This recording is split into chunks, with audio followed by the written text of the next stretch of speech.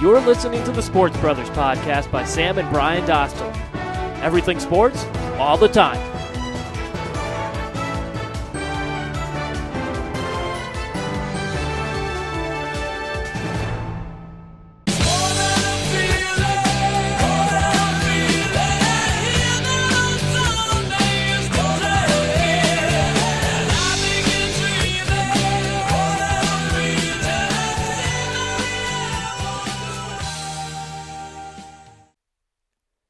Good day to you and welcome to the Sports Brothers podcast. As always, I'm Brian Dostal and I will be joined with my brother Sam Dostal as usual. Sam, how are you? Doing all right. Felt better, a little under the weather today. Got a little cold working, and I think it's called a stime or something, like a pimple on your eye. I don't know. A little tough to sleep last night, but you know what? Here we are. We're fighting through. You're a fighter with that pimple on your eye. Good for you. Actually, it disappeared sometime between 7 and 8:30 this morning, so still a little painful, but we're feeling better. Well, that's good. We hope you had a fun Memorial Day weekend, everyone. I know Sam and I did. Yesterday we went to our Uncle Kyle and Aunt Mary's house for a family gathering, which are always fun. And on Sunday, myself, Sam, and our two parents, Christopher and Bernadette, took a day trip up to New York State, where we visit the legendary Sleepy Hollow in the state of John D. Rockefeller, the state of Washington Irving. And for those of you that don't know, he is the author of The Headless Horseman with Ichabod Crane. Then we went out to dinner at the Red Hat, which was off the charts. It was very good. You got the I don't remember what you got, but it looked good. The prime Philly cheesesteak. Yeah, and I got the salmon, delicious meal. And then, well, you can't forget I went to Pronto's Pizza. That is true, you did. Got a couple slices, delicious pizza over there. I was full after my meal. You not so much, because the salmon's not as filling. You know, you got a more hearty meal with the bread, with the ciabatta bread. While I got a salmon, which delicious. It's a smaller meal and doesn't always fill you up. But the pizza from Pronto's Pizza, which had great reviews, did the trick. But if you are in the upper state New York area, Red Hat is certainly a place to go to eat. Especially if you can get a seat outside. We unfortunately had to sit inside, but you got the Hudson River right in front of you. On the left, you got the skyline of New York City. Then to the right, you got the Tappan Zee Bridge. And you know what's really neat about it? It's built out of an old warehouse where they made greenhouses.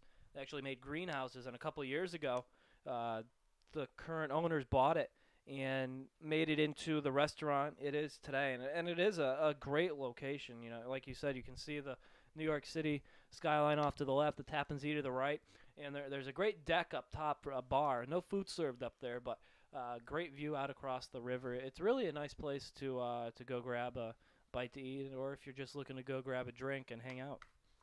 And our day trip concluded when we visited a light show in some town in New York. I don't know the town, but very official. Yeah, I didn't really want to ask Mom, but anyway, so we did miss the entire Oklahoma City Spurs Game 3 game on TV, but we did listen to the game on ESPN Radio on the way home, so thank you for that app on the iPhone as we were able to listen to the game. Is that a plug? Are they a sponsor now? If they want to be. if they want to call up and ESPN Radio wants to be a sponsor, go for it. Speaking of this game on today's podcast, we will be talking about that game and the Eastern Conference Finals. We'll talk about Rory McIlroy's comeback, the French Open, and our usual MLB update, including Josh Beckett's no-hitter. A lot happening in baseball over this Memorial Day weekend. Busy weekend on the diamond. But first, we're going to start with the Eastern Conference Finals. Miami Heat, they took a 3-1 series lead last night after defeating the Indiana Pacers 102-90 in Game 4 of the Eastern Conference Finals. LeBron James led all scores with 32 points, 10 rebounds, and 5 assists. And after that game, LeBron now has the most playoff games, 25-plus points, 5-plus rebounds, and 5-plus assists. He now has 74 career games of those, surpassing Michael Jordan, who had 73 such playoff performances. Dwayne Wade, 15 points. Chris Bosh netted 25 points on 7 of 12 shooting, 3 for 5 from 3, along with 6 rebounds. Bosh, he had 27 points combined the first 3 games of the series, 9 each game. Here's what he had to say following his Game 4 outburst. Sometimes it's all about simplifying everything and just getting back to the basics. And, yeah, as a scorer, you always want to see your first shot go in or the first couple of shots or at least get some open looks and try to, really change your luck a little bit. And, I was able to do that.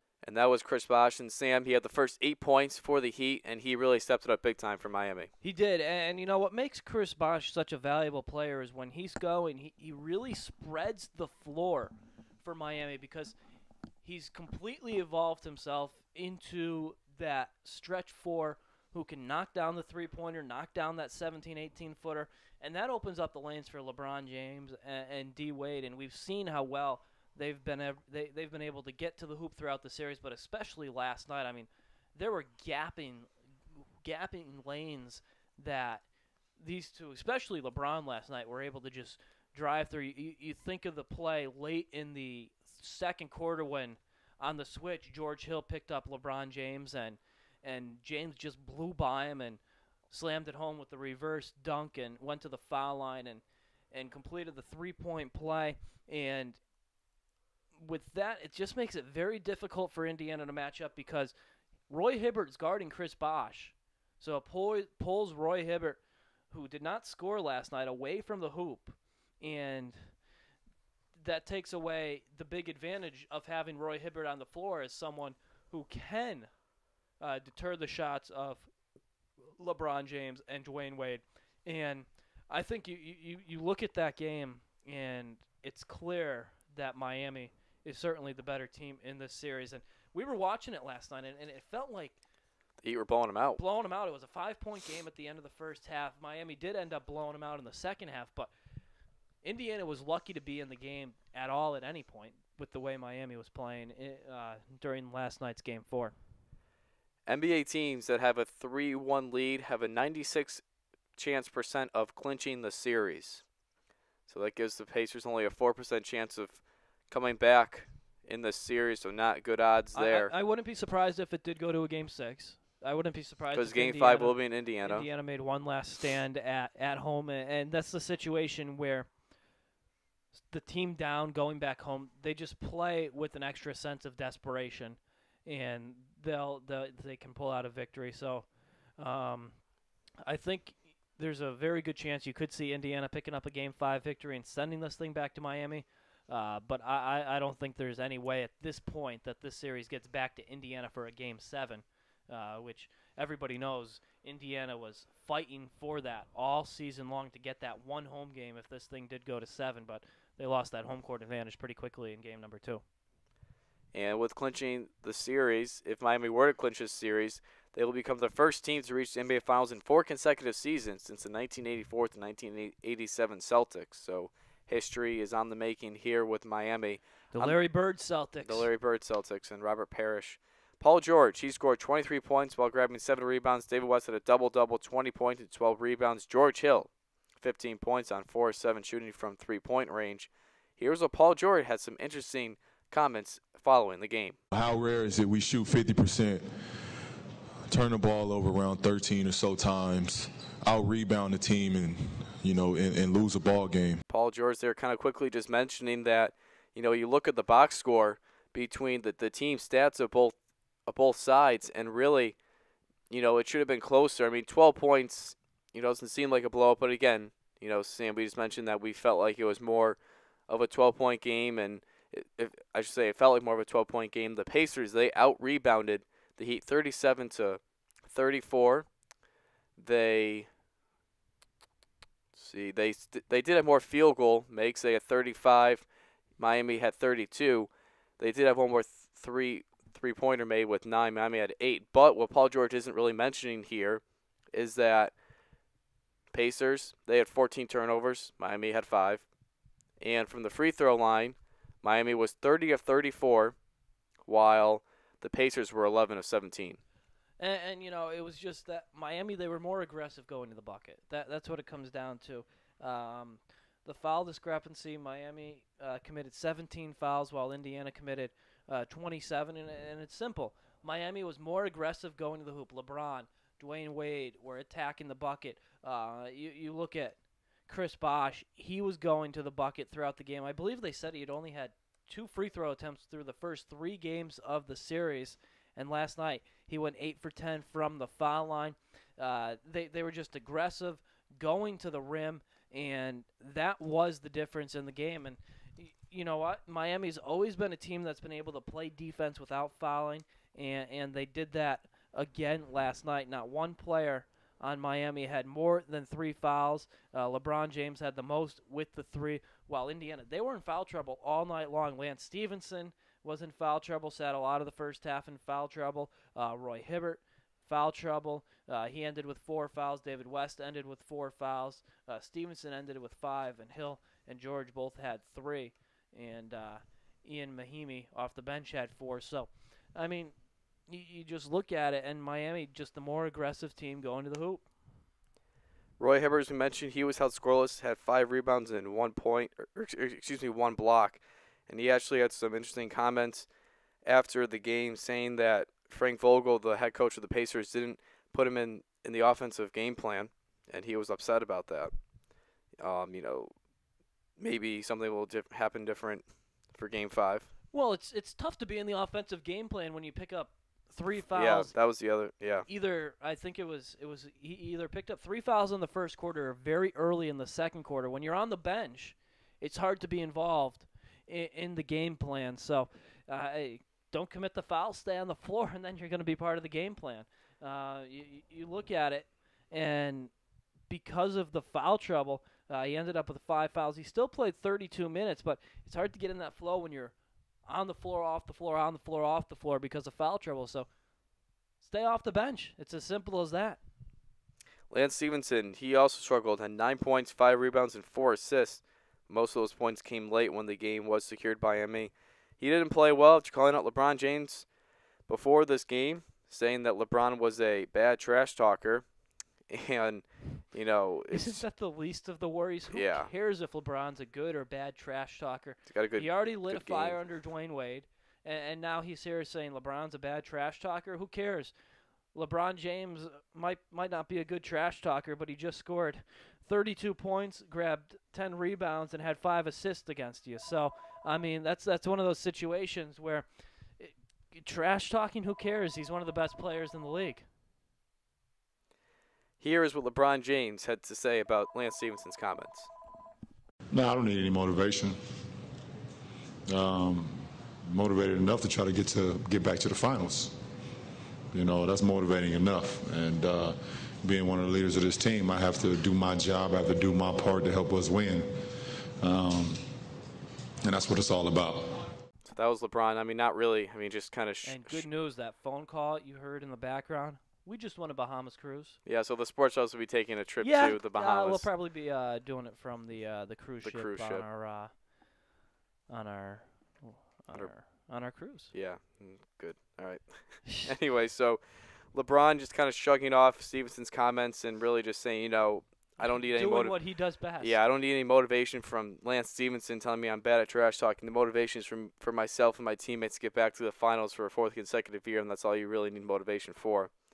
And to quickly wrap up Game 3, the Heat won that one 99-87 behind 4 fourth-quarter three-pointers by UConn alum Ray Allen as he finished the ball game with 16 points. We head to the Western Conference. With the series moving to Oklahoma City, it seems like the series has changed the tides. The Thunder seem to be a different team as they won Game 3 against the Spurs 106-97 after losing the first 2 games of the series by an average of 26 points. For the 5 starters in double figures for the Thunder, Kevin Durant had 25 points on 8 of 19 shooting with 10 rebounds. And KD now has 20 playoff games with 25 points and 10 rebounds or more before his 26th birthday, which is tied for 3rd most in the NBA history. And that's only behind Kareem Abdul-Jabbar, who had 27, and Will Chamberlain at 21. So obviously he has more chances, at least 2, to get more playoff games like that. Russell Westbrook had scored 26 points, also of 8 of 19 shooting, with 8 rebounds and 7 assists. And Reggie Jackson, 15 points and also assisted 5 times. But, Sam, the story of the game was Serge Ibaka. Yeah, without a doubt. I mean, Serge Ibaka is supposed to be out for the playoffs with that calf injury, and just somehow got himself into the lineup through treatment and whatever, and he had himself a ball game. He played 30 minutes, which really surprised me. I thought he'd be maybe, he starts, gives an emotional lift, plays 15, 20 minutes in the game, but he plays 30 minutes in the game, scoring 15 points, grabs 7 rebounds, really right on his season averages, does what he does in the middle, blocks 4 shots. He closes up the lane, which San Antonio had so much success operating in throughout the first 2 games, and he changed the course. He might have changed the course of this series because he's just been so successful against San Antonio. It's such a matchup problem, and I want to get your thoughts on this. I didn't think that Serge Ibaka would be a guy who would be a 30-point difference in this series. I thought the Spurs were. No, I mean, we even said in our last podcast on Friday that, with the big margins of victories for the Spurs, that, it didn't really matter if Ibaka was in there. But I think also the home crowd had, being in Oklahoma City has something to do with it. The lift he gave the players, the rest of his teammates, it was just phenomenal to see them respond the way they did in that situation. And, it'll be interesting to see if they can recreate that tonight in game number 4. And here's a stat that, if you need to see about Ibaka, especially here for the defensive side of the ball. In games 1 and 2, the Spurs shot 67% in the paint. Game 3, they shot 48% in the paint. And a large part of that was Oklahoma City. They only had 6 blocks in the first 2 games. Ibaka had 4 by himself in game 3, and the team finished with 10 blocks. Yeah, that's what I was saying, where you look at it and those lanes that San Antonio was able to work in the first 2 games, and their offense was clicking so smoothly, all of a sudden became a bit more congested, and they couldn't run their offense as free-flowing. And you look at it, and Ibaka's a guy you have to guard. 6 of 7 from the floor. He can knock down that 17-footer. He's a threat on offense. Nick Collison, not a threat, really. Kendrick Perkins, not much of a threat. Steven Adams, he's going to give you good minutes. He's going to be a force because of his size and his length, but he's not a guy who looks to score. Ibaka is a guy that looks to score, and he's a viable third scoring option for OKC. Here is Russell Westbrook on how big the return of Ibaka was for the Thunder. He's done, what he's been doing for us all season. Came out with a great mindset defensively, altered some shots, blocked some shots, and he makes you think about going in there twice. He makes you think twice about going in there, and you seen that tonight. In Oklahoma City, they were also 26 of 31 from the free throw line, which certainly helps Singh and Sam. I mean, the Spurs, they looked unbeatable the first 2 games, but they were exposed really for the first time all series with Ibaka being in there, as we just mentioned. Yeah, it'll be interesting to see what sorts of adjustments that San Antonio makes. Of course, Greg Popovich, always great at making adjustments on the fly. They had yesterday off, so we'll see what San Antonio comes out with tonight, and we'll see if they can make the necessary adjustments to counter what Oklahoma City did. If Oklahoma City can win tonight, because they always say a series doesn't start until a team loses at home. And a team hasn't lost at home yet. If OKC wins tonight, it's really going to be game on. And then you look at the other side, and Miami a chance to wrap this thing up in 5 games. They could be kicking their legs back and saying, "All right, guys, you guys duke it out. We'll be waiting for you we'll be waiting for you when your series is over." Very good point. And we just mentioned the Spurs shooting low percentage was a big-time factor in this game. Here's what Thunder head coach Scott Brooks had to say on that. To hold this team under 40% that's a tough challenge, but we did it tonight. We played great defense. We did it 1 game. We got to come back and do the same thing in a couple of nights. Now we look to the Spurs side of things. They did lose the rebounding battle 52-36 again. Big part because of Ibaka. Tony Parker was not himself, though. He only scored 9 points and 4 of 13 shooting. And you look at that, Brian, not to interrupt, but that's one of those things where Parker was so good at getting to the hoop, he couldn't get to the hoop as well as he did in the first couple games because Ibaka was there. And after going 7-10 from the three-point range in Game 2, Kenyon Green was not the same behind the arc, as he was only 2 of 6 from 3 and scored only 8 points. Kawhi Leonard, 10 points and 4 of 11 shooting. Tim Duncan, he had a pretty solid game. He netted 16 points and 7 of 17 shooting to go along with 8 rebounds, but it was Manu Ginobili who played the best for the Spurs as he led the team with 23 points in 24 minutes as he went 6 for 9 from three-point range. Here's what Ginobili had to say on the Game 3 loss. Especially here, we got to bring our A game. play really hard for 48 minutes and be really mentally prepared. And today we were a little lagging. See, if you're a Spurs fan, you don't need to panic about this, I don't think. I mean, we mentioned how great Ibaka was and how of a game changer he is, but I'm not too worried if I'm a Spurs fan right now. No, you're certainly not too worried. This is a Spurs team that they've been through it before. Chances are they weren't going to sweep the Oklahoma City Thunder, even without Ibaka, because you still are playing against Kevin Durant and Russell Westbrook, who are, I mean, Westbrook is one of the most athletically gifted players in the league, and when he's not out of control, he's just a fantastic player. And Durant is probably the second best player in the league behind LeBron James. So you were going to probably lose one of these two at home. Your job as a team on the road is to go and get a split. San Antonio, a golden opportunity to go and do that tonight. And if they don't, they're going back home with a chance to take a 3-2 lead. You didn't think this series was going to be that easy coming into it, and it's not. I mean, this is a very good Oklahoma City Thunder team. They're second ranked in the West for a reason, and it'll be interesting to see how San Antonio responds tonight. The Spurs will have to figure out Serge Ibaka because Oklahoma City is 5-0 this season with him in the starting lineup and are 11-2 overall since the 2012 playoffs. And this series, as we mentioned, is just warming up. Game 4 will be tonight at 9 o'clock on TNT. Now to some golf, Sam. Hey, here we go. You know what? Less than a month, Bry, until my favorite weekend of the summer. The Travelers Championship. The Travelers Championship. Love it. Absolutely love it. Go figure. Our cousin has to schedule a wedding for the weekend. How dare he? How dare he? I know, but no, that's fine. But can't wait. Some of the best golfers in the world coming to Connecticut in a couple weeks, but some good golf this past weekend. It certainly was. Rory McIlroy, the Northern Islander, came back from a 7-stroke deficit this past Sunday to win the BMW PGA Championship at Wentworth, England. The former number one golfer in the world shot a 66 on Sunday as he began the day 7 shots behind 50-hole leader Thomas Bjorn, who shot a 75 in the final round. McIlroy, he finished at 14 under par for the win as he made 6 birdies, 1 eagle, and only 2 bogeys to defeat his countryman Shane Lowry, who also shot a 66. And this comeback victory is just 4 days after announcing to the media that Rory McIlroy pulled out his engagement with Russian tennis star Caroline Wozniacki. Yeah, it's quite amazing that he was able to.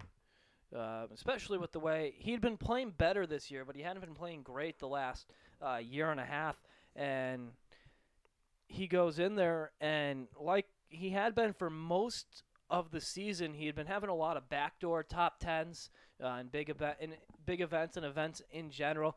The Masters, he had a backdoor top 10. Same thing at the Players, and the BMW PGA Championship is the flagship event on the European Tour. So it's a big-time win. You had all the big-time players on the European Tour in the event, Martin Kaymer, Lee Westwood, Luke Donald, the list goes on. And for McIlroy to come back and grab this win, it speaks volumes to where his head is right now and where his game is right now. And in a Ryder Cup year like this one, a lot of European players playing very well right now, and that's got to be a bit of a concern for the U.S. fans. You look at Kaymer winning the Players' Championship, and then you look at some of the U.S. players really struggling. Tiger Woods hasn't played all that much. Phil Mickelson struggling. So the Europeans playing some very good golf right now. But I guess the European did have to win the European Tour. That is true. That but is true. When you got a guy like Rory McIlroy seemingly getting his form back, scary if you're an American for the Ryder Cup. It certainly is. It's McIlroy's first win since the 2013 Australian Open and his first European Tour win since the 2012 DP World Tour Championship in Dubai. And McIlroy is now up to 6th in the Golf World rankings after the win. And now the question is, Sam, can this win provide some momentum for Rory with the U.S. Open at Pinehurst coming up in July? You would have to think so. I mean, the U.S. Open less than a month away. Of course, Father's Day weekend in July, going back to Pinehurst, and it's a course that it's going to play different than a lot of U.S. Open courses because it's not going to have that thick rough. We'll talk about it more when we get towards the U.S. Open, but it's a course that has a lot of sand dunes. They redid the whole course to get it back to how Donald Ross initially designed it. So, but yeah, I mean, you pick up a win like this, and your confidence has to be sky high.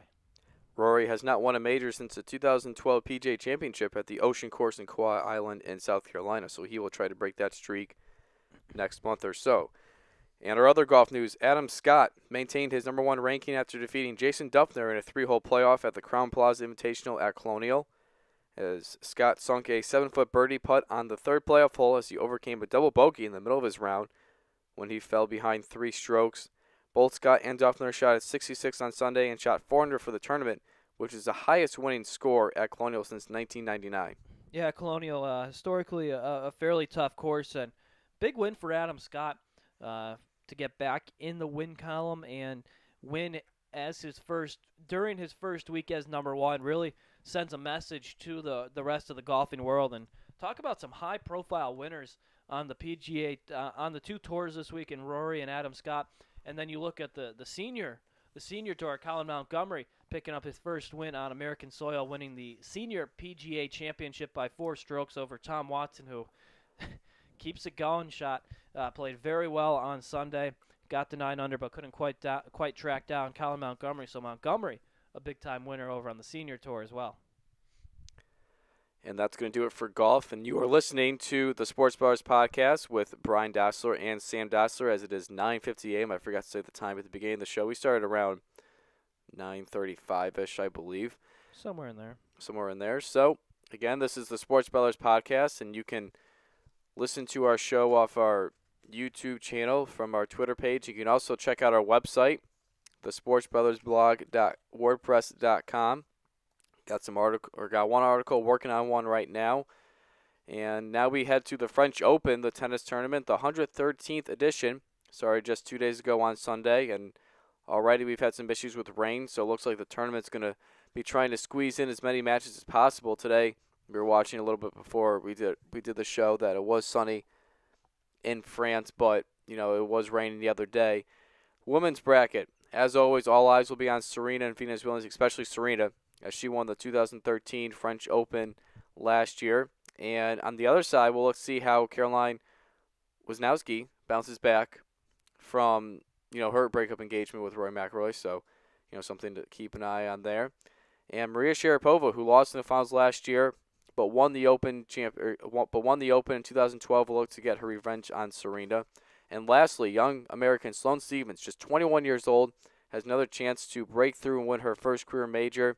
Her best finish in her career was last year at Wimbledon, where she made it to the quarterfinals, and we just saw her. She won her first round matchup just about a half hour ago or so. So she's on to the second round, and Sam, especially with Serena Williams, this is a pretty good women's draw. Yeah, it is. A lot of good players on the women's side. Victoria Azarenka, of course. A lot of big names.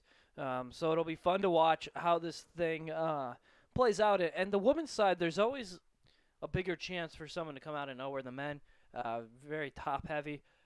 You get great matches towards the end, but a lot more can happen on the women's side of the draw. And it's going to be interesting to watch. And I think it is going to be intriguing to see how Caroline Wozniacki plays after the breakup with Rory McIlroy. We obviously talked about Rory and how he won in the first week since the breakup. So we'll see how the other half of the couple, former couple, plays this week. And on the men's bracket, 8-time French Open champion Rafael Nadal defeated David Ferrer in straight sets to win the championship last year. And he will look to become a 9-time champion at the French Open.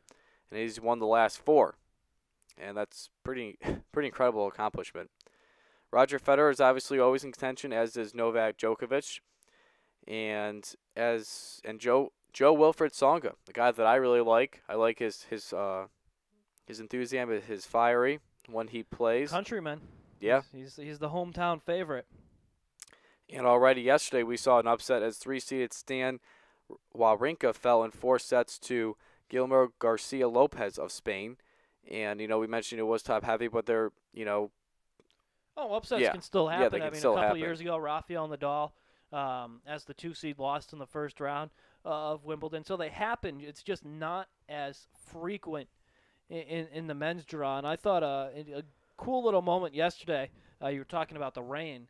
Novak Djokovic was in a short rain delay, and the ball boy was holding the umbrella over Djokovic during the stoppage of play. They kept him on the court because it was going to be a passing shower.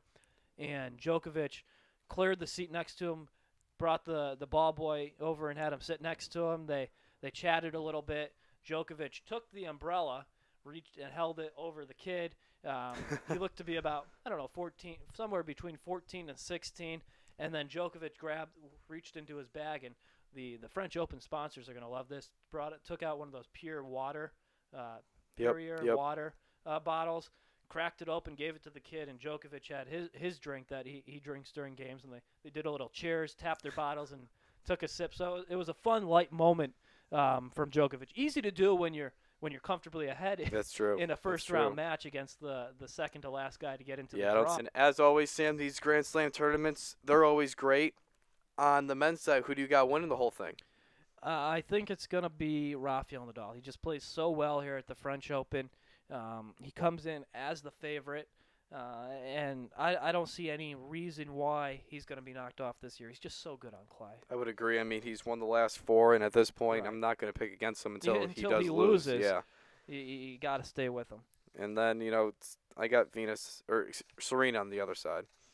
Yeah, I like the Serena pick. Victoria Azarenka as well. She's played well here. Li Na from China has played well at the French in the past too. So there's a few that I think have a chance to take home the win in. And I guess I should probably change that Li Na pick because just looking it up, she actually lost in the first round.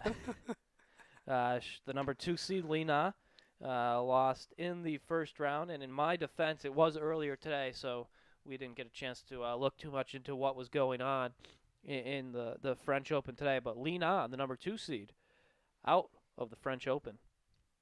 Just like that. Yeah, so no Li Na as one of my picks.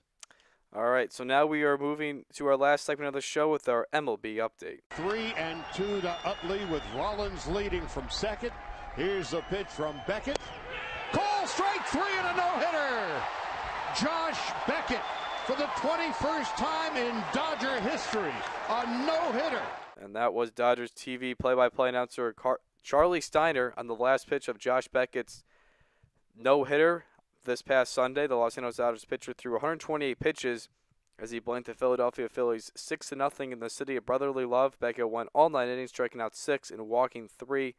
Here's what Beckett had to say to reporters after no-hitting the Phillies. That's a good hitting team over there, so I certainly don't think lightly of it. They got some really good players in there. And Sam, your reaction to Beckett's no-hitter? I mean, it's just great. I mean, this is a guy who we had watched while he was with the Red Sox. We watched him a lot as people living up here in Connecticut in the New England area. And he certainly had his good years. I mean, they don't win that 2007 World Series without him. He was 20-7 that season. He had been one of the best pitchers in baseball. Then injuries came up. Really struggled at the end of his career in Boston. The end of that 2011 season and 2012, it was a struggle for him. Went over to Los Angeles and was pretty good when he first got there. But last year, 0-5 with the ERA over 5. It was injured. It looked like it seemed like his career could be over.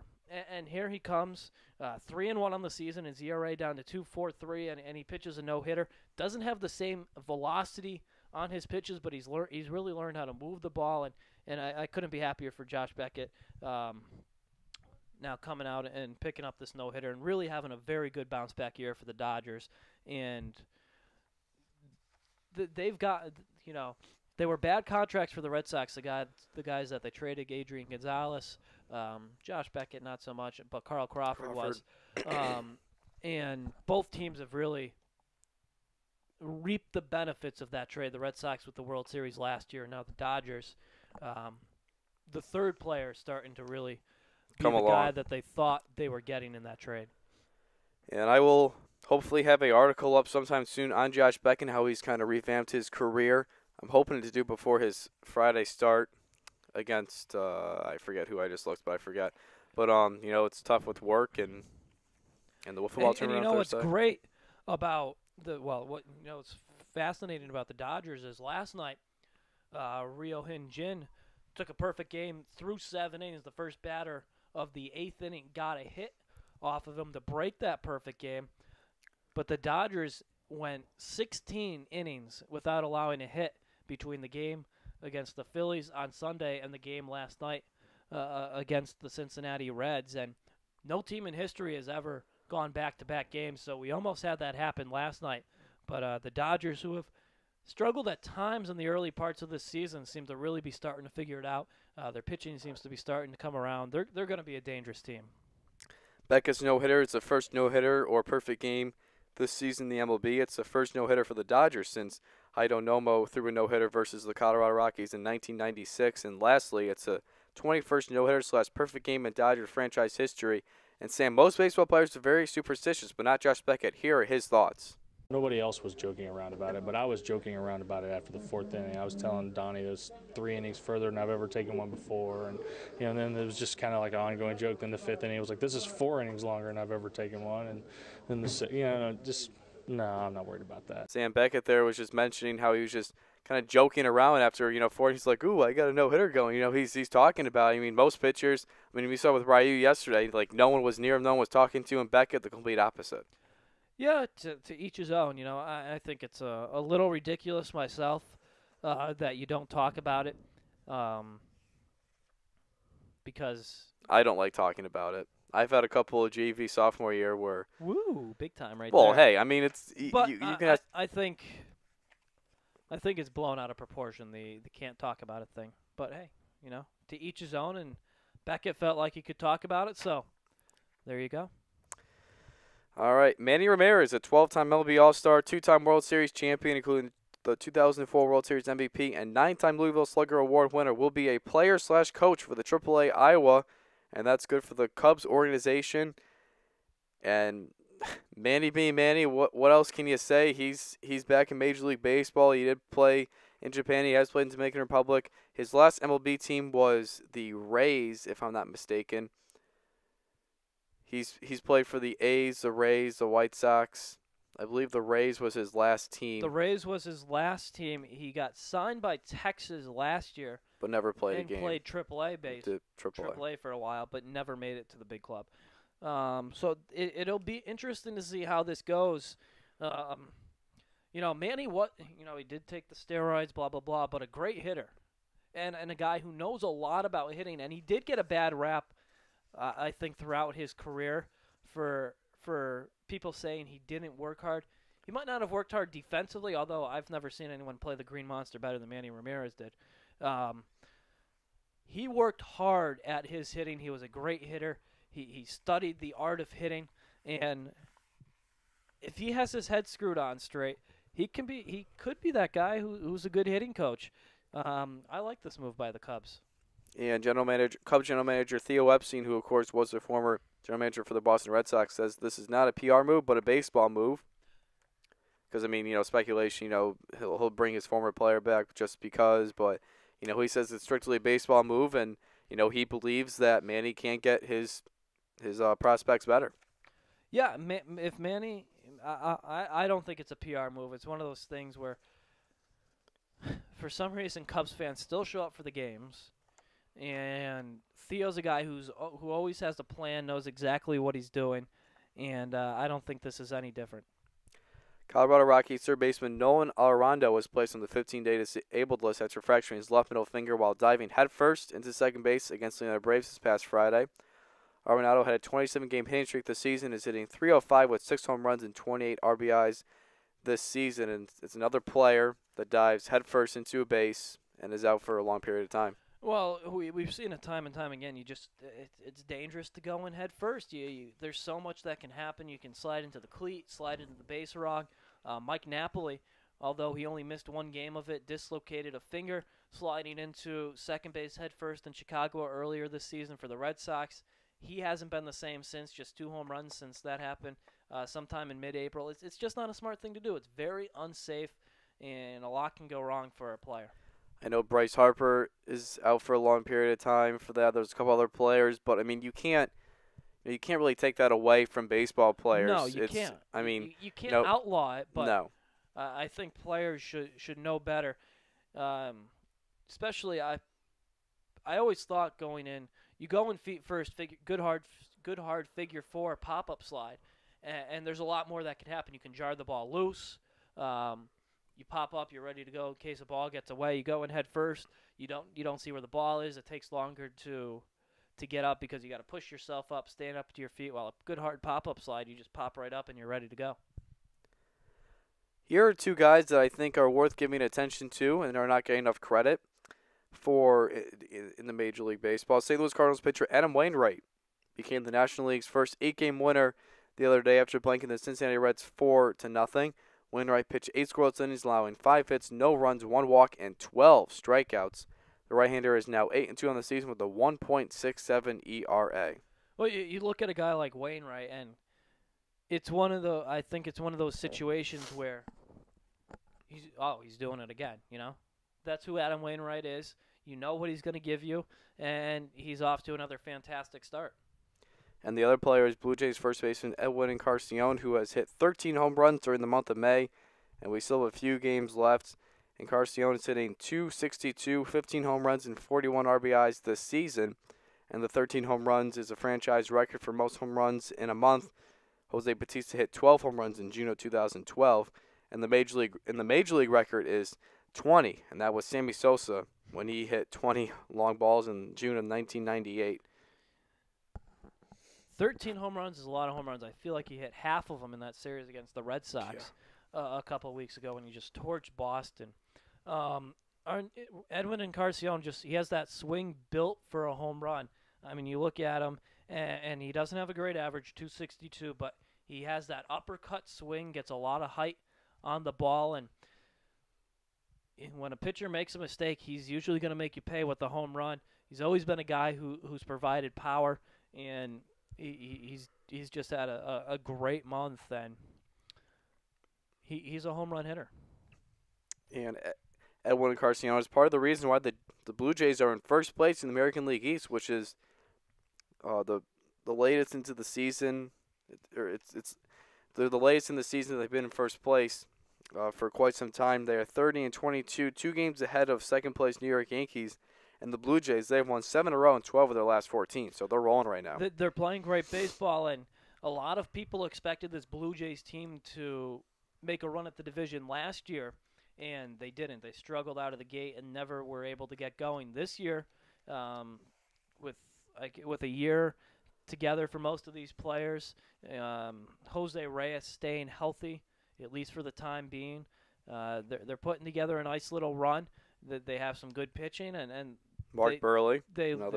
Mark Burley. That's a guy who you didn't mention, but he's been fantastic this season. And they look like a team who's going to be around for the long haul, especially in this East Division, AL East, where it doesn't. Mediocre. It's very mediocre, and it doesn't look like there's one team that wants to run away with it right now. And lastly, before we wrap up the show, the New York Mets made 2 major moves yesterday.